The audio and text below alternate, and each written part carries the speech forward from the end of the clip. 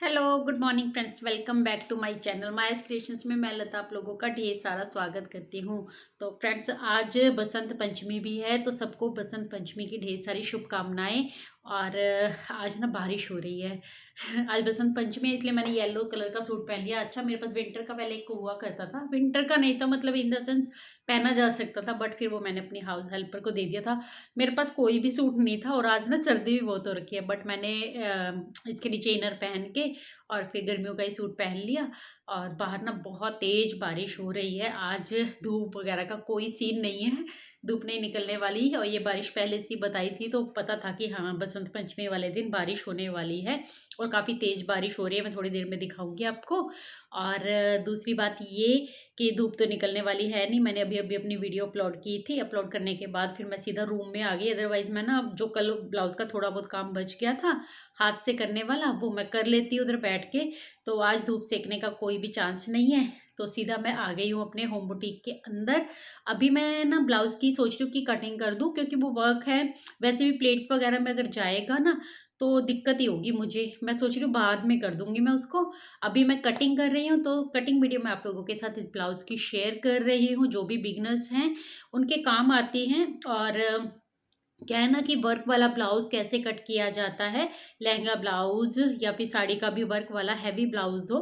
कई बार हम बिगनर होते हैं ना, जब हम कंफ्यूज हो जाते हैं, हमें समझ में नहीं आता कि इस ब्लाउज को हम कैसे कट करें। तो चलिए थोड़े से टिप्स एंड ट्रिक्स के साथ आज की कटिंग वीडियो शेयर करती हूँ, जिस तरीके से मैं इस ब्लाउज की कटिंग करूँगी। तो आप वीडियो को लास्ट तक जरूर से देखिएगा। और ये देखिए बहुत तेज़ तेज़ बारिश है जो हो रही थी। बाहर बालकनी में आके मैंने देखा, और आज फ्राइडे था ना, तो कपड़े भी नहीं धो पाई मैं। और अब 2 दिन के कपड़े हो जाएंगे, सैटरडे को काफ़ी काम बढ़ जाएगा मॉर्निंग का मेरा। और जैसा कि आज बसंत पंचमी है, और बसंत पंचमी के दिन येलो कलर का कोई भी प्रसाद है जो बनाया जा सकता है। मैं पहले बेसन के लड्डू मंगवा रही थी, बट ब्लिंकिट पे काफ़ी रश चल रहा था, तो आउट ऑफ स्टॉक ही आ रही थी चीज़ें। और इसका जो हाथ से सिपी वर्क करने का काम है ना, उसको मैं करती रहूँगी बीच बीच में। अभी मैंने काफ़ी कर लिया है, लेकिन कुछ कुछ पेंडिंग भी है। बट फिर मैंने सोचा कि आज फिर मैं क्या करूँगी, क्योंकि आज ज़्यादा टाइम भी नहीं मिलने वाला मुझे, क्योंकि फ्राइडे को फास्ट होता है मेरा वैभव लक्ष्मी का। तो फिर शाम को पूजा वूजा भी करनी होती है। इस तरीके से ये ब्लाउज़ है, और ब्लाउज़ का मैंने दोनों पार्ट अलग अलग कर लिए हैं। फ्रंट के पार्ट के साथ ही स्लीव्स दी गई हैं, और दूसरे बैक पार्ट के साथ भी स्लीव्स दी गई हैं। तो ये है फ्रंट का पीस। और फ्रंट के पार्ट को देखो तो यहाँ पर अच्छे से मेरी साइज़ का है जो ब्लाउज़ बन जाएगा, बिना किसी जोड़ के ये ब्लाउज़ बनने वाला है। और गले की विड्थ देखें तो गले की विड्थ इनकी चौड़ाई ज़्यादा होती है, इसलिए आपने जैसा ये है इस तरीके से कट नहीं करना है। जिस तरीके से मैं पहले भी कई बार गर्म सूटों का भी बता चुकी हूँ ना, कि जिनके भी ऐसे वर्क वाले गले आते हैं बने हुए, इनकी चौड़ाई ज़्यादा होती है, तो बीच में से सिलाई लगा कर ही आपको इसको बनाना होता है। तो इसकी लेंथ वगैरह मैं चेक कर लूँगी, लेंथ भी अच्छी खासी है, 16.5 इंच लेंथ है वैसे इसकी, पर मैं जितनी रखना चाह रही थी उससे लंबाई ज़्यादा ही है। 15 इंच या 15.5 इंच भी ये बहुत होता, बट 16 इंच ये बनेगा। मैं ऊपर से गले की तरफ से भी काफ़ी मार्जिन है इसमें, वो भी चला जाएगा, बट कोई बात नहीं। लहंगे का ब्लाउज़ है, नीचा ब्लाउज़ भी अच्छा ही लगता है।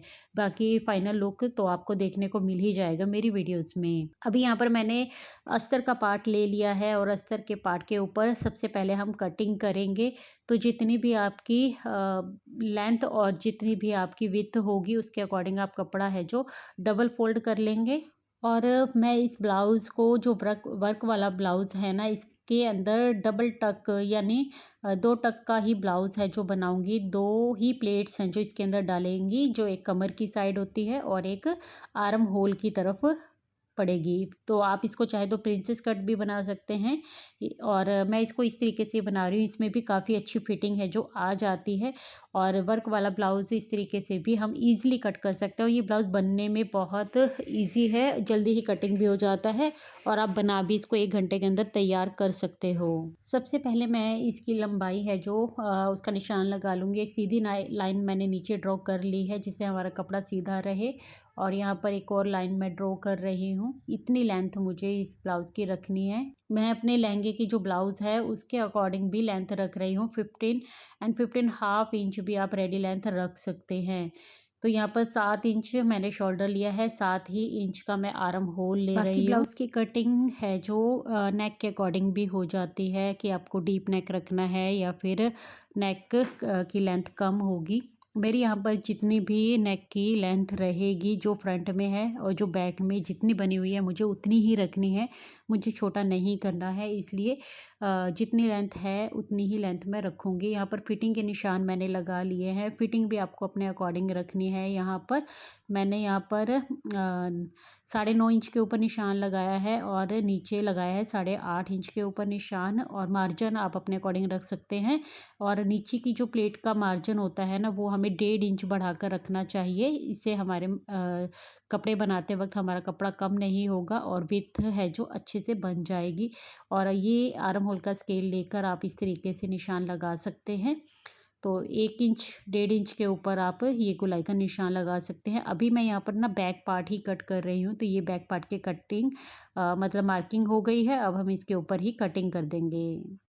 इस ब्लाउज़ पे और ज़्यादा कुछ करने की ज़रूरत नहीं है, बस मार्जिन आप थोड़ा बढ़ा के ले लीजिए। और अगर आप बिगिनर हैं ना, तो आप यहाँ पर नीचे की प्लेट्स का ना 2 से 2.5 इंच तक मार्जिन एक्स्ट्रा लेकर भी कपड़ा कट कर सकते हैं।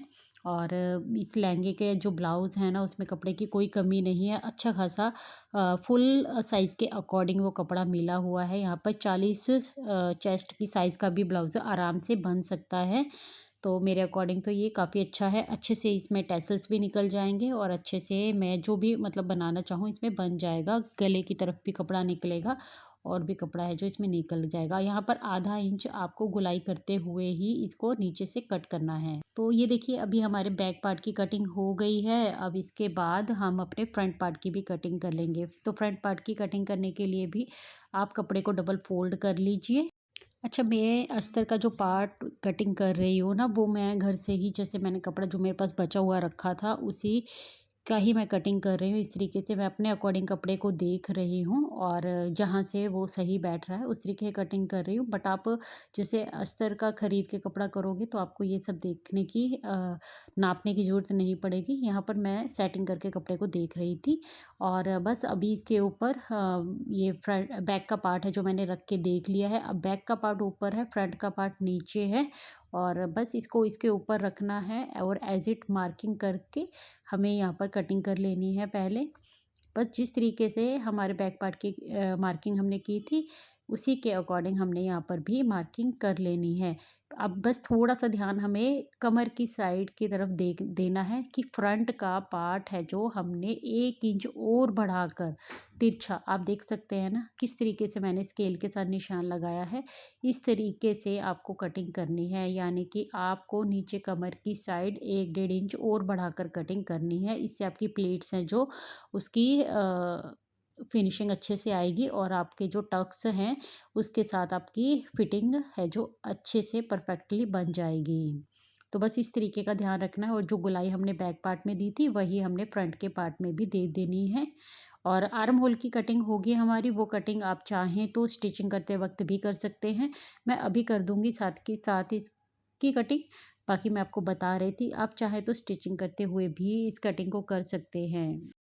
आप चाहे तो आर्म होल का शेपर रख के भी इसकी कटिंग कर सकते हैं या फिर आधा आधा इंच अंदर की साइड लेकर आप इसको गोलाई के साथ कटिंग कर दीजिए और आपकी कटिंग है जो परफेक्टली हो जाएगी, फिर स्टिचिंग भी परफेक्टली ही होगी। अच्छा, आप देख सकते हैं कि ना तो मैंने फ्रंट में इसका मतलब बैक हुक बना रही हूँ, ना ही मैं इसका फ्रंट हुक बना रही हूँ। मैं इसको साइड जिप के साथ ही बनाऊँगी ताकि जो भी इसका वर्क है ना वो अच्छे से विजिबल हो। फ्रंट और बैक में भी, बैक का नेक भी अच्छा खासा डीप है, तो मैं इसको बैक हुक नहीं बना रही हूँ, मैं इसको साइड जिप के साथ ही बनाने वाली हूँ। इसलिए मैंने कोई कटिंग नहीं की है। आप बैक हुक बना रहे हैं या फ्रंट हुक बना रहे हैं उसके अकॉर्डिंग भी देख लीजिएगा। और अगर फ्रंट हुक बना रहे हैं तो फिर आपको आधा इंच आगे की तरफ और लेना है गले की साइड, जिससे पट्टी हुक पट्टी बनती है ना, वो आपको बढ़ा कर लेना है फिर। तो अभी हमारे फ्रंट की और बैक की दोनों की कटिंग हो गई है। यहाँ पर गले की कटिंग अभी हम नहीं करेंगे। मैंने यहाँ पर छोटा सा टक का निशान लगा लिया है दोनों ही पार्ट के ऊपर। अभी इनको हम साइड में रखेंगे और सबसे पहले हम स्लीव्स कट कर लेंगे। तो स्लीव्स कटिंग करने के लिए भी अस्तर के पार्ट पर ही कटिंग कर रही हूँ मैं। जितनी भी आप लेंथ रखना चाहें, मैं यहाँ पर 10.5 इंच तैयार लेंथ रखूँगी और 8.5 इंच मुझे जो आर्म होल है वो रखना है। वैसे 8 इंच ही रखना है, थोड़ा-सा मैं मार्जिन के साथ काट रही हूँ इसको। तो मैं अस्तर का पार्ट मैंने जैसे कि बताया आपको कि बचा हुआ मेरे पास रखा था, उसके अकॉर्डिंग ही मैं यहाँ पर देख रही हूँ। तो आर्म होल यहाँ पर बनकर आ रहा है, कोई जोड़ नहीं लग रहा है, तो मैं फिर इस तरीके से दोनों पार्ट को ऊपर-नीचे रख लिया है। बस यहाँ पर आपको जब फ्रंट की आप कटिंग करते हैं, यानी कि अंदर आर्म होल की जो कटिंग करते हैं ना, उसकी तरफ ध्यान देना है। अगर 2 अलग-अलग पार्ट आपने इस तरीके से बिछाए हैं, जैसे कि मैंने बिछा रखे हैं, तो आपको कटिंग करते वक़्त ध्यान देना है। कई बार हम दोनों ही पार्ट है जो ऊपर के उठा लेते हैं और एक ही स्लीव्स की कटिंग कर बैठते हैं गलती से। तो ये छोटी-छोटी बातें मैं सिर्फ बिगिनर्स को बता रही हूँ, ताकि उनको अच्छे से समझ में आए और कटिंग करते वक़्त उनसे कोई भूल ना हो। और आर्म होल की जो नीचे से गोलाई देनी होती है, वो आप 2 से ढाई इंच और 3 इंच तक भी ले सकते हैं। मैंने यहाँ पर 2.5 इंच की तरफ निशान लगाया था और फिर इसको गोलाई दी है, और आगे से 7.5 इंच का निशान लगाकर और नीचे 8.5 पे आर्म होल का निशान लगाकर फिर मैंने स्लीव्स की कटिंग की है। अभी ये स्लीव्स ऊपर नीचे दोनों अलग-अलग रखी हुई हैं, तो पहले तो मैंने सेंटर में कट का निशान लगा लिया है, और अब मैं आधा इंच अंदर की तरफ है जो आर्म होल की कटिंग कर दूँगी। बस अभी हमारे अस्तर के पार्ट की भी फुल कटिंग हो गई है। अब हमारा जो मेन फैब्रिक है उसके ऊपर रख कर हमें कटिंग कर देनी है। तो यहाँ पर देखिए स्लीव्स है, जो स्लीव्स को मैंने ऊपर रख के देखा तो इसके अंदर भी कोई जोड़ नहीं आ रहा है। जितनी स्लीव्स की आर्म होल मतलब अस्तर के आर्म होल मैंने लिया है, उतना ही इसके अंदर भी आ रहा है। बट जो मेन फैब्रिक है उसकी स्लीव्स के आगे से भी कटिंग होगी। तो मतलब आपका जिस तरीके से भी फैब्रिक हो, अगर जोड़ आए तो आर्म होल की तरफ आपने पट्टियों का जोड़ लगा देना है। मेरे यहाँ पर कोई भी जोड़ नहीं आ रहा है, आगे से ज़्यादा है कपड़ा, उसको मैं कट कर दूँगी, जो टैसल्स वगैरह बनाने में काम आएगा मेरे। और बस इस पार्ट्स को रख रख के हम पूरे ब्लाउज़ की है जो कटिंग कर लेंगे। अभी स्लीव्स की कटिंग कर लूँगी पहले मैं, और फिर उसके बाद हम फ्रंट की और बैक पार्ट की भी कटिंग कर लेंगे। अभी फ्रंट के ऊपर भी मैं अस्तर का पार्ट है जो रख कर कटिंग कर दूँगी। देखिए आप देख सकते हैं, ये लहंगा के ब्लाउज़ है ना, पूरे अच्छे से मतलब मिला है मुझे, इसमें कोई भी कमी नहीं है कपड़े की। कई बार मैं देखती हूँ मेरे पास भी कस्टमर के कपड़े आते हैं ना, तो इतने ब्लाउज़ में कई बार जोड़ लगाने पड़ते हैं, और जिनका फुल साइज़ होता है उसमें तो बहुत ज़्यादा जोड़ लग जाते हैं। लेकिन ये बिना किसी जोड़ के ब्लाउज़ बन रहा है, तो अच्छा लगता है इस तरीके से जब कपड़ा हमें फुल मिलता है ना। और ये लहंगे का ब्लाउज़ है, तो ऑब्वियसली अच्छा खासा मार्जिन के साथ हमें ये मिल गया है। तो जिस तरीके से भी बस अस्तर के पार्ट की कटिंग की है, उस ऊपर अस्तर के पार्ट को रख के मैं कटिंग कर लूँगी। और खुशी की बात ये है कि अच्छा खासा कपड़ा इसमें है जो बचेगा ना, गले की तरफ से भी निकलेगा, साइड से भी निकल रहा है, वो सब टैसल्स बनाने में।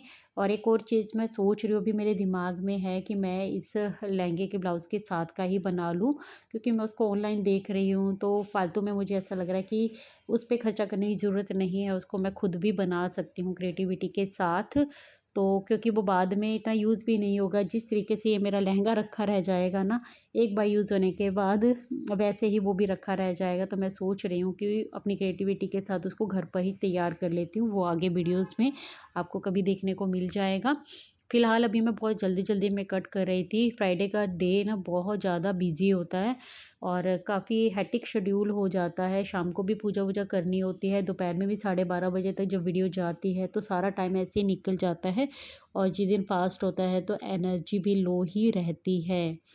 तो कोई बात नहीं, फ़िलहाल ये ब्लाउज़ है जो कट हो गया है। मैंने इसको देर रात तक थोड़ा बहुत स्टिच भी कर लिया था, बट आज की वीडियो में ना मैं आपको सिर्फ कटिंग वीडियो ही इसकी दिखा रही हूँ। और यही थी इसकी कटिंग वीडियो, और अस्तर का पार्ट रख रख के मैंने बस इसको कट कर लिया है। थोड़ा-सा मैंने मार्जिन एक्स्ट्रा रखा है, क्योंकि कपड़ा था तो मैंने रख लिया है। बट आप कोई इस तरीके का हैवी ब्लाउज़ सिल रहे हैं, कटिंग कर रहे हैं, और आपके पास कपड़ा कम है ना, तो आप साइड में पट्टियाँ जोड़ लगा कर फिर इस ब्लाउज़ को पूरा कर सकते हैं। इसी तरीके से कटिंग किया जाता है। और बिल्कुल आसान तरीका है ये हैवी ब्लाउज़ को कट करने का। और जल्दबाजी में भी अगर आपको कोई ब्लाउज़ स्टिच करना हो ना, तो इस तरीके से आप आसानी से ब्लाउज़ कट कर सकते हैं। 1 घंटे में देखा जाए तो ये ब्लाउज़ रेडी हो जाता है। वीडियो को मैं यहीं पर एंड करती हूँ, और मिलती हूँ आपसे एक न्यू वीडियो के साथ। तब तक के लिए take care, bye bye, thanks for watching guys. आज की वीडियो अच्छी लगी हो तो प्लीज़ लाइक कर दीजिएगा, शेयर कर दीजिएगा, कमेंट करके भी मुझे बता सकते हैं कि आज की वीडियो आप लोगों को कैसी लगी। Take care, bye bye, thanks for watching guys.